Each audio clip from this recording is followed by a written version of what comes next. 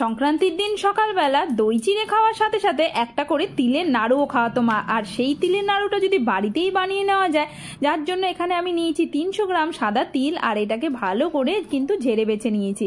এরপরে নিয়েছি এখানে 300 গ্রাম গুড়, গুড়টাকেও সুন্দর করে চাকু দিয়ে কেটে নিয়েছি যাতে এটা গলাতে খুব সুবিধা হয়।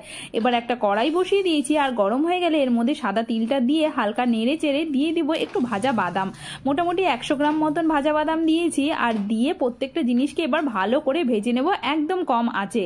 সুন্দর লাল লাল করে এরকম ভাজা হয়ে গেলে এটাকে নামিয়ে রাখবো একটা পাত্রে। দেখতেই পাচ্ছ, তোমাদেরকে সামনে থেকে একটু দেখিয়ে দিচ্ছি কেমন করে ভেজেছি আমি তিলটাকে। সুন্দর লাল লাল হয়েছে, কিন্তু পোড়ানো যাবে না। তারপরেই সেই কড়াইতে দিয়ে দিচ্ছি গুড়টাকে, আর তারপরে হাফ কাপ জল দিয়ে এটাকে কিন্তু একটু গলাতে হবে, মানে ভালো করে গলিয়ে নিতে হবে।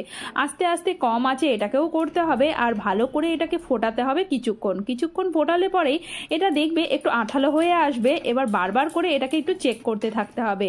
যখন দেখবে একটু ভালো মতন আঠালো হয়ে এসছে, এবার কিন্তু চেক করতে হবে একটা জলের পাত্র নিয়ে তার মধ্যে কিছু ফোঁটা এর থেকে দিয়ে নিয়ে দেখতে হবে যে ঠান্ডা হয়ে গেলে এটা আঠালো হচ্ছে কিনা। যদি ভালো মতন আঠালো হয়ে যায় বা একটু কড়কড়ে হয়ে যায়, তাহলে বুঝতে হবে যে এটা কিন্তু হয়ে গেছে। এর ওপর দিয়ে একটু এলাচ গুঁড়ো দিয়ে নেড়ে চেড়ে নিতে হবে। তারপরে আঁচটাকে একদম কমিয়ে দিয়ে দিতে হবে ভাজা তিলটাকে, দিয়ে এটাকে ভালো করে নেড়ে চেড়ে নিতে হবে। এবার কিন্তু গ্যাসটাকে বন্ধ করে দিতে হবে, আর এটাকে ভালো করে মাখাতে হবে গুড়ের সাথে। তারপর একটু ঠান্ডা হয়ে এলে তারপরে কিন্তু এর থেকে নাড়ু বানাতে হবে। যদি গরম এইভাবেই নাড়ু বানাতে যাই তাহলে কিন্তু হাতে ফোসকা পড়ে যেতে পারে, তাই অবশ্যই সেটা দেখে নিতে হবে। তারপর এর মধ্যে কিন্তু একটুখানি ঘি ছড়িয়ে দেওয়া যেতে পারে, তাতে গন্ধটা খুব সুন্দর আসে। তা একটু ঠান্ডা হয়ে গেছে দেখতেই পাচ্ছ, তখন হাতের মধ্যে একটু জল লাগিয়ে নিয়ে তারপরে অল্প অল্প করে কিন্তু পাক দিতে হবে, না হলে একবারে হাত দিলে সেখানেও লাগতে পারে।